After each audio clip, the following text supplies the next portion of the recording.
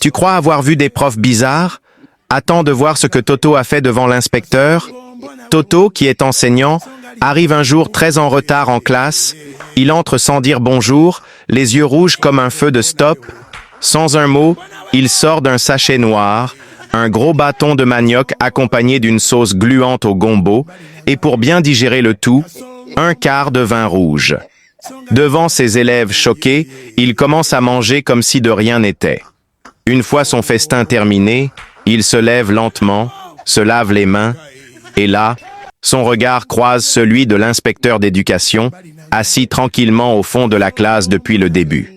Pris de panique mais essayant de rester digne, Toto se tourne vers ses élèves. « Qu'est-ce que je viens de faire ?» Et toute la classe, en chœur comme une chorale bien entraînée, « Vous venez de manger, monsieur !» Toto enchaîne. « Et j'ai bu quoi ?» Les élèves, toujours synchronisés, « Du vin rouge, monsieur !» Alors Toto, les yeux à moitié fermés, leur lance. Et quand un maître fait ça devant un inspecteur, on appelle ça comment? Les élèves, sans hésiter, c'est ça qu'on appelle le courage, monsieur. Fier comme un coq et complètement ivre, Toto s'écrie « Très bien, prenez vos cahiers d'éducation civique, écrivez le titre « Le courage ».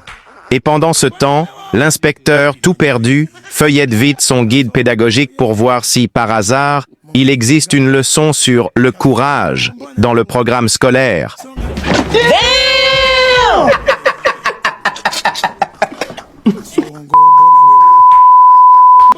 Quand Toto se trompe de numéro, il ne panique pas, il terrorise. Voici l'histoire de Toto. Un matin, Toto quitte la maison pour aller au travail. Avant de partir, sa femme lui demande de lui envoyer du crédit pour son téléphone. Arrivé au bureau, Toto recharge son propre compte et veut ensuite transférer les unités à sa femme. Mais il se trompe de numéro et envoie le crédit à un inconnu. 30 minutes plus tard, Toto commence à paniquer. Il appelle le numéro plus de 10 fois, mais la personne rejette tous les appels. Alors Toto change de stratégie. Il envoie un message très sérieux. « Chers frères ou sœurs, en acceptant ces unités, vous devenez officiellement membre de notre secte secrète Bobo Haram. Vous êtes le 98e à avoir accepté notre appel. Ne vous inquiétez pas, demain nous viendrons vous chercher pour la formation. Pas besoin de nous appeler, nous savons déjà où vous êtes. » À peine le message lu, l'inconnu renvoie immédiatement le crédit avec un bonus de 5000 francs. Il ajoute ce message. « Désolé chef, le téléphone était en charge. Je vous en prie, pardonnez-moi. Voici votre crédit en double.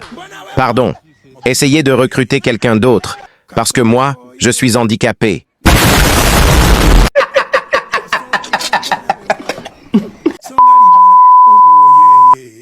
Toto a eu 0 sur 100 à l'examen. Mais en lisant ses réponses, tu vas peut-être lui donner 100 sur 100 en humour. Attache ta ceinture, c'est le contrôle le plus drôle de l'année. Toto rentre à la maison tout souriant alors qu'il vient d'avoir 0 sur 100 à l'examen. Sa mère, affolée, lui crie « Toto, tu as eu 0 !» Et Toto de répondre calmement « C'est pas de ma faute, maman, c'est le prof qui est méchant. » Mais en regardant ses réponses, même sa mère ne savait plus s'il fallait le punir ou l'encourager à faire du théâtre. À la question « Dans quel combat Goliath est-il mort ?» Toto répond avec fierté « Dans son dernier combat, bien sûr. Et pour où a été signé le traité de paix après la Deuxième Guerre mondiale ? Au bas de la dernière page, monsieur. Mais ce n'est pas fini. À la question « Quelle est la principale cause du divorce ?»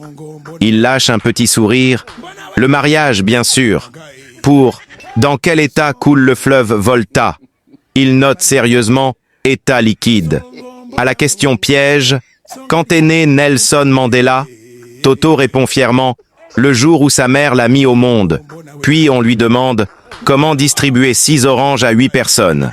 Et lui, logique comme jamais, « On fait du jus d'orange et tout le monde boit. » Ensuite, on dit la chaise ou le chaise. On dit juste chaise, parce que chaise n'a pas de sexe, monsieur. Corrigez à votre tour, s'il vous plaît. Toto vous attend. Wow.